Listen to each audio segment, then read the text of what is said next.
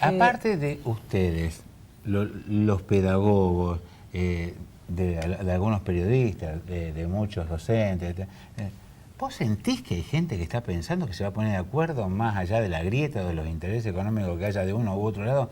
Y decir, bueno, muchachos, mira, acá tenemos un problema gravísimo. Yo creo que no, por eso hay que pelearlo. Por eso yo lo digo, porque me parece que tiene que haber... Hay gente muy preparada para poder pensar eso de acá. Porque ahora salió Salta también. Mira, te doy otro dato de Salta. Voy a decir, ¿quién es Ortubey?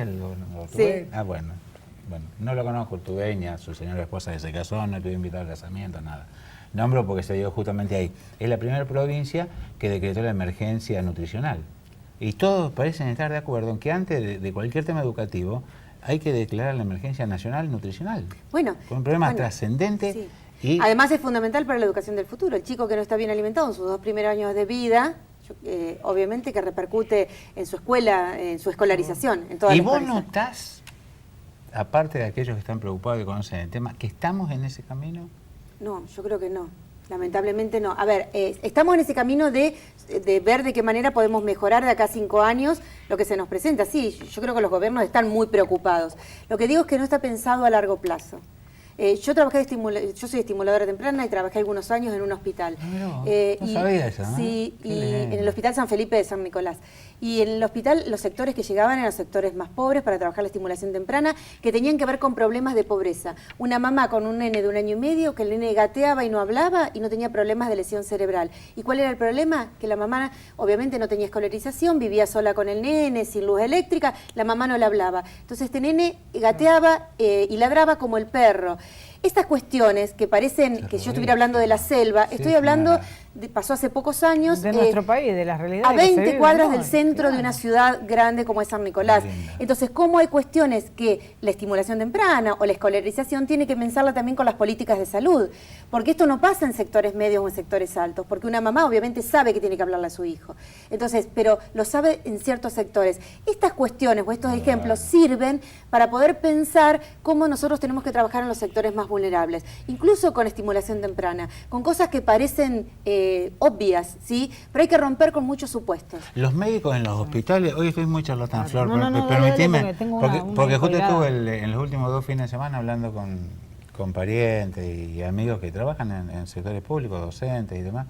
Bueno, los médicos que están haciendo residencias, uno de los primeros grandes debates es cómo hacer para transmitirle a aquellos que vienen a ser atendidos qué es lo que tienen que hacer. Sí. No se lo pueden anotar porque no saben leer. Sí, sí.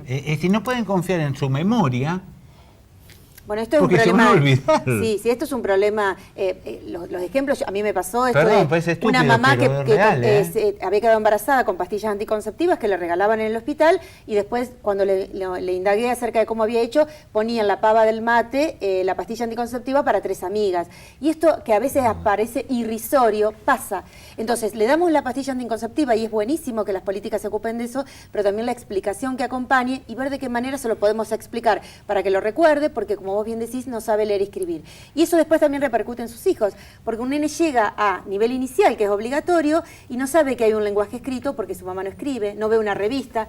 Entonces los chicos de clase media llegan con cuentos leídos, dicen yo sé leer y hacen así en un libro de cuentos. ¿Por qué? Porque en su casa se leyó o se le leyó, porque en su casa se le mostró un libro de cuentos. Entonces ya la escuela empieza con una gran brecha, los sectores más vulnerables de los sectores medios. Y la escuela está pensada para los sectores medios. La escuela viene curricularmente pensada para un niño que sabe que hay un lenguaje escrito y para un niño bien alimentado. Y para un niño bien alimentado. Entonces, si la escuela no se piensa allí, en esos lugares, es difícil. Y tiene que pensarlo focalizadamente, porque no tiene sentido que lo piense una escuela del centro o una escuela privada. Entonces, son cuestiones que tiene que empezar a pensar la escuela. Completo, no completo. Dale, un minuto. No, dale. 5 nos dijo Guilla. Con el... Miente, es mentiroso. Sí. No, 1 dice, Una reina, dale. cumpleaños hace poco. No, que completo sí buchoneo a los de la mesa, porque saltaron con ese ejemplo de las pastillas anticonceptivas para las chicas muy humildes, que no tienen educación, y la más feminista de la familia dijo, hay que meter un chip, si hoy se usan chips. Se terminó con... Bueno, eso con claro, deberían discutir los médicos. termínenla. Si sabe que no te va a leer, que se va a olvidar, que va a pasar, porque su vida no es la misma que la tuya. Y ahí se empezó una pelea. Bueno, también aparecen las decisiones personales, pero bueno, un médico podrá debatir esas cuestiones. Sí. Me quedaba una. Está claro que es responsabilidad del Estado el tema de la capacitación al docente, del diseño de las políticas, de pensar las políticas de acá a 20 años y ver cómo se implementan. Ahora, ¿los docentes qué están haciendo mal? ¿Cuál es la autocrítica? Porque yo lo planteo esto porque los gremios docentes no escuchamos nunca, o rara vez alguna autocrítica, ¿no? Qué buena pregunta, Flor, sí, y hay algo que tampoco estamos haciendo. Claro, como si estamos todos mal y nada. Claro, digo, salvando las responsabilidades. Por eso te aclaraba, digo, primero es el Estado el que debe definir. Si yo hablara desde el imaginario común, te diría los maestros no dan clases. Y sin embargo, mirá, el año pasado, sobre todo, he recorrido muchísimas ciudades más chicas del interior, invitada para capacitaciones. Y la verdad, están haciendo cosas maravillosas. A veces con pocos recursos económicos hacen cosas maravillosas y hacen experiencias. A ver, lo que pasa es que a veces es a pulmón y es de a uno, y anárquico. Sí, y es anárquico. Claro. Y si la gestión directiva no acompaña, entonces yo creo que lo que tiene que ser pensado es una política educativa de arriba hacia abajo muy fuerte, de acompañamiento, donde la gestión directiva también acompañe a sus docentes y donde los docentes tengan libertad de trabajar también en función de su contexto, que puedan pensar cosas diferentes. Hay docentes, obviamente, como todos, como hay obreros, como hay médicos que no trabajan y que trabajan poco y que no les gusta su trabajo. Obviamente que eso es así, pero no es lo que está en el imaginario de que el docente no trabaja. El docente trabaja, piensa mucho. Yo tengo compañeras que la verdad tienen muchas propuestas innovadoras y me parece que hay que rescatarlo a esto. Y me parece que cambian, pero van provocando poquitos cambios al interior de la escuela y si no son acompañados por otras políticas que acompañan, obviamente esto no va a poder provocar un cambio social. Creo yo lo que nos falta es ver de qué manera entre todos podemos dar el salto, ¿no? Y creo yo poder pensar cambios al interior de las escuelas. ¿Sí? Esto de pensarse otras maneras de cursados. Última, ¿el Estado tiene miedo de pedirle al maestro la opinión? Para, por ejemplo, elaborar el programa Aprender, para, por ejemplo, elaborar políticas diferentes de acuerdo a yo creo que no tienen la voluntad, porque en escuela abierta nos preguntan y toman las cuestiones que las escuelas dicen y los leen al menos. Y no creo que tengan miedo. Yo creo que falta un trabajo exhaustivo con las escuelas, ¿sí? Yo insisto mucho, las que están en las escuelas, las que las caminan, son las docentes. Entonces hay que preguntarle a ellos. Bueno, listo.